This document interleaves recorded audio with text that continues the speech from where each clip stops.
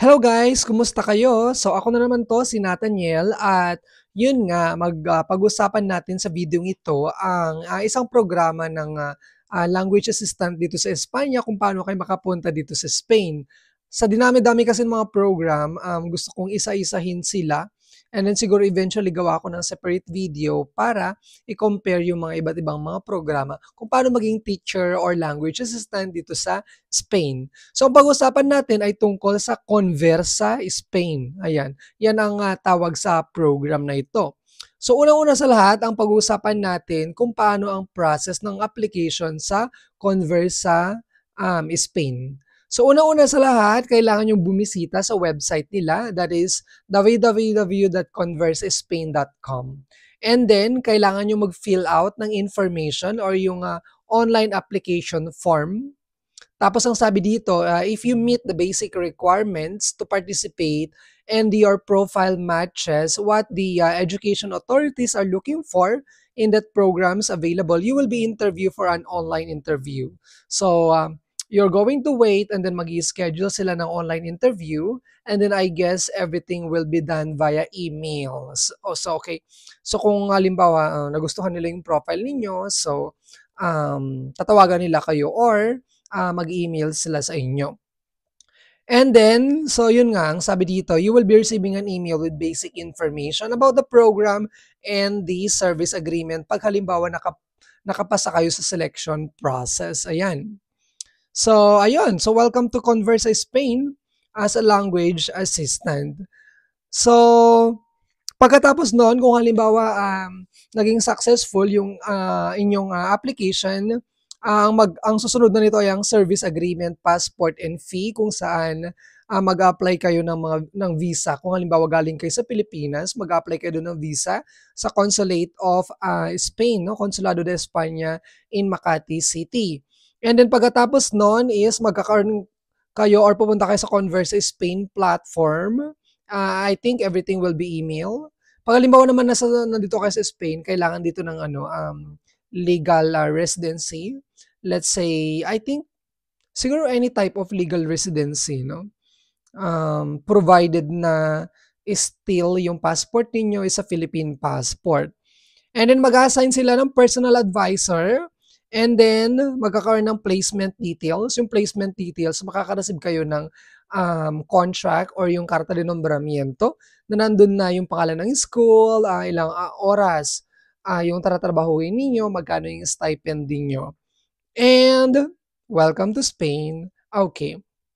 Hanapin pa natin dito yung ibang details, no? Parang kung titignan ko, parang simple lang yung proseso ng Conversa Spain, okay? Ang kaibahan lang dito sa Ministry of Education, actually, they are the same. Nasa public schools kayo, no? Comparing sa Ministry of Education Language Assistant Program. Pero ang kaibahan lang dito sa Conversa Spain, very limited yung regions na kung saan pwede kayo maging isang language assistant. So open lang is sila sa Community of Madrid, Murcia region, the Community of Castilla-La Mancha, and the Community of Castilla y Leon. So, 4 lang na regions dito sa Spain so far ang nag-open for Conversa Spain in public schools. Okay?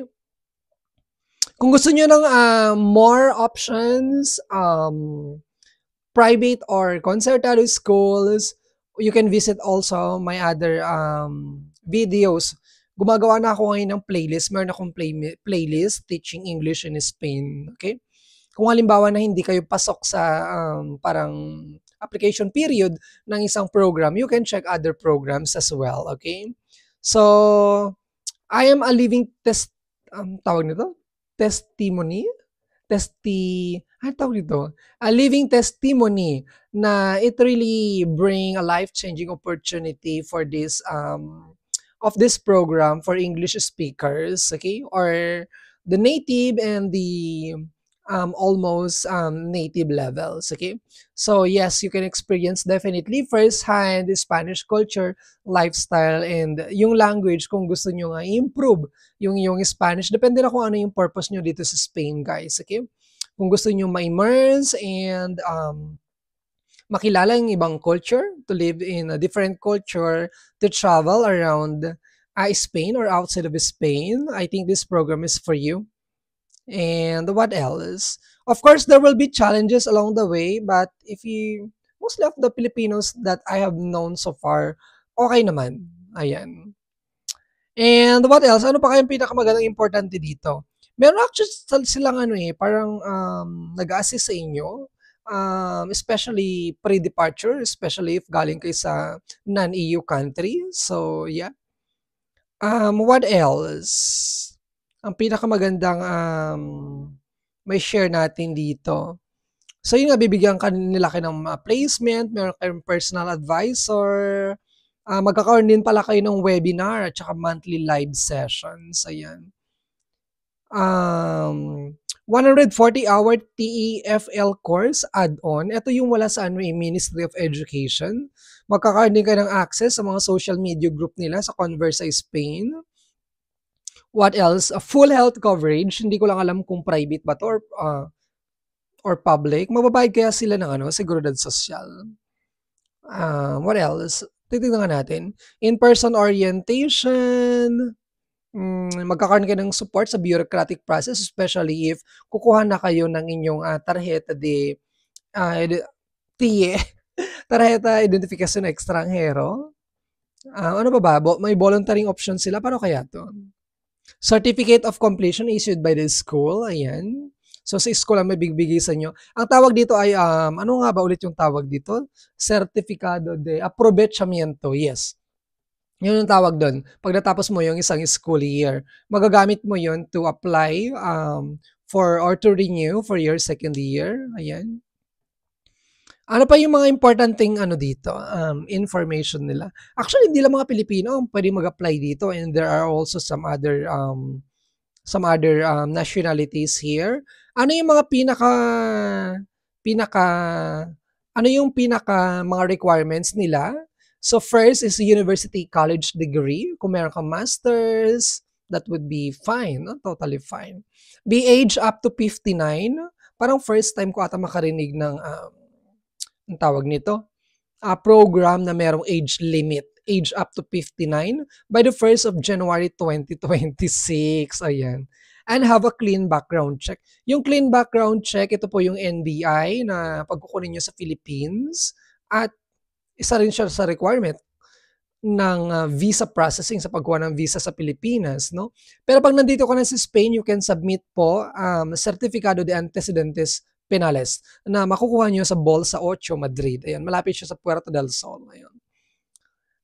Valuable background skills. So, studies related to English language, linguistic education, special needs, etc. Okay?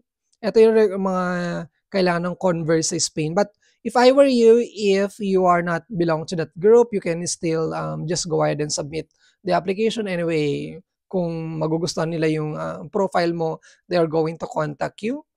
This is anyway just valuable background. Hindi naman siya importante. Previous teaching experience, that's a plus point po.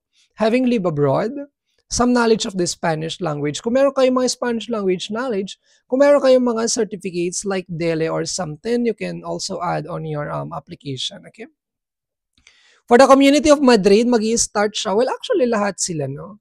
October, meron silang every October and every January, okay? That's for the community of Madrid, Murcia, Castilla-La Mancha, at saka Castilla y Leon, okay?